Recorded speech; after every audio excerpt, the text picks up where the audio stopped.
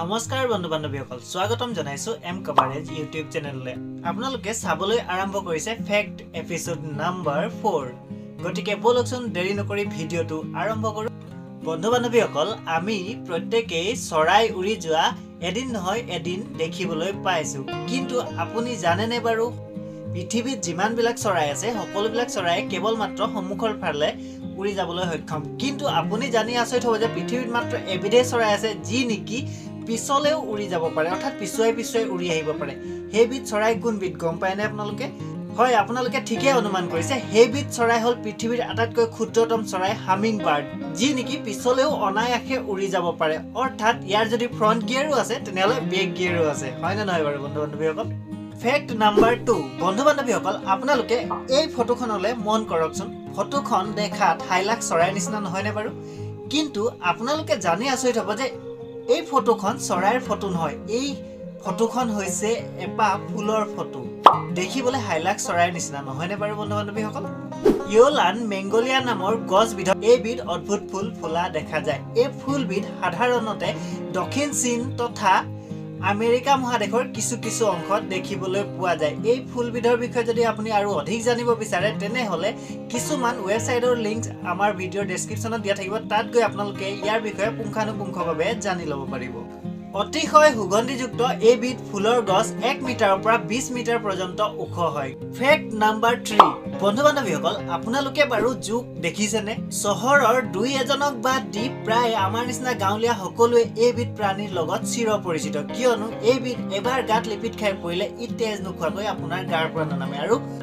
কামুৰা ঠাইডোখৰ অতি বেছি খজুৱাবলৈ আৰম্ভ কৰে নহয় নে বাৰু বন্ধু বান্ধৱীসকল দেখিবলৈ ভয় লগা তথা ঘিন লগা এই প্ৰাণীবিধৰ গাত এনেকুৱা আচৰিত কিছুমান গুণ সন্নিবিষ্ট আছে যিবিলাক আপুনি গম পাই আচৰিত নহয় নোৱাৰে আপুনি জানি আচৰিত হ'ব যে ইমান কণিমান জোকটোৰ গাত এটা দুটা নহয় 32টা মগজু সংলগ্ন হৈ আছে অৰ্থাৎ ইয়াৰ ইমান ক্ষুদ্ৰতম দেহাত 32টা মগজু থাকে অৰ্থাৎ ভাবি চাওকচোন এটো এটা কেনেকুৱা এবিধ প্ৰাণী হ'ব আমাৰ এটা মগজু আৰু ইহঁতৰ 32টা আচৰিত নহয়নে বাৰু ফ্যাক্ট নাম্বাৰ 4 বন্ধু বান্ধৱীসকল আপোনালোকৰ বহুতে হয়তো জানে যে ভাৰতৰ ৰাষ্ট্ৰীয় পাচলি কি অথবা ভাৰতৰ জাতীয় পাচলি কি আৰু যিসকলে জানে অনুগ্ৰহ কৰি ভিডিওটো এই দুখতে পোষ্ট কৰক আৰু কমেন্ট বক্সত গৈ কমেন্ট কৰকচোন ভাৰতৰ ৰাষ্ট্ৰীয় বা জাতীয় পাচলিবিধ কি আৰু যিসকলে নাজানে তেখেতসকলক জ্ঞাতাৰ্থে জনাই থওঁ যে ভাৰতৰ জাতীয় বা ৰাষ্ট্ৰীয় পাচলিবিধ হ'ল ৰঙালাও আৰু এই বিষয়ে অধিক জানিবলৈ আপুনি গুগলত গৈ সাৰ্চ কৰি ল'ব পাৰে ফ্যাক্ট নাম্বাৰ 5 বন্ধু বান্ধৱীসকল পৃথিৱীৰ আটাইতকৈ ভয়ানক তথা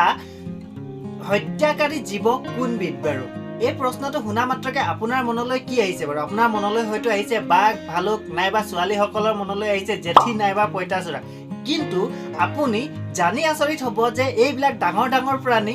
এই হত্যাকাৰীৰ লিষ্টত নপৰে এই হত্যাকাৰী লিষ্টত কোন পৰে জানেনে এই হত্যাকাৰী লিষ্টত পৰে আপোনাৰ মোৰ সকলোৰে চিৰ পৰিচিত আটাইতকৈ আমনিদায়ক মহাকামুৰ এই মহবিধ ক্ষুদ্ৰ মহবিধ যিয়ে নেকি মেলেৰিয়া ডেংগু তথা জিকা ভাইৰাছৰ দৰে বিষাক্ত ভাইৰাছ আমাৰ দেহত ইনজেক্ট কৰি মানুহ এফালৰ পৰা মাৰি যায় বিশ্ব স্বাস্থ্য সংস্থা চমুকৈ WHO ৰ তথ্য অনুসৰি প্ৰত্যেক বছৰ 7,50,000ৰ পৰা ধৰি 10 লাখ পৰ্যন্ত মানুহ এই মহৰ কামোৰত মৃত্যুৰ মুখত পৰে গতিকে ভাবকচোন এইবিধ কেনেকুৱা ভয়ানক প্ৰাণী ক্ষুদ্ৰ মহ হ'ব পাৰে কিন্তু কিমান মানুহ নিমিষতে মাৰি পেলায় গতিকে বন্ধু বান্ধৱীসকল ভিডিওটো শেষলৈকে চাই থকাৰ বাবে আপোনালোকলৈ অশেষ ধন্যবাদ আৰু এনেকুৱা ধৰণৰ ইনফৰমেটিভ ভিডিও সদায় পাই থাকিবৰ বাবে আমাৰ এই চেনেলটো সাবস্ক্ৰাইব কৰি লওক লগতে লাইক শেয়াৰ কমেন্ট কৰিবলৈ একেবাৰে নাপাহৰিব ধন্যবাদ